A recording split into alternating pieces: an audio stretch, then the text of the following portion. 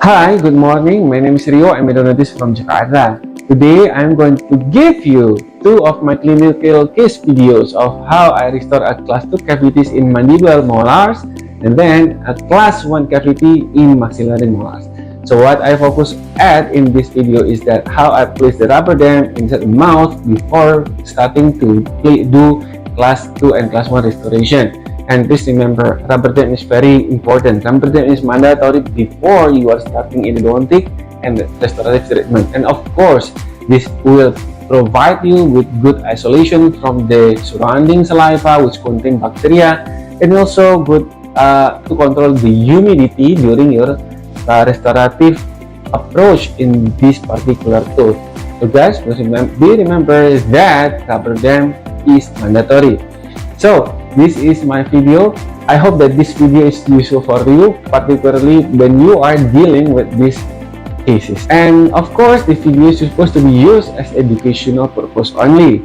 So stay happy, stay super, stay awesome, and stay with me in this YouTube channel. See you in my next clinical case report. Assalamualaikum warahmatullahi wabarakatuh. Bye bye.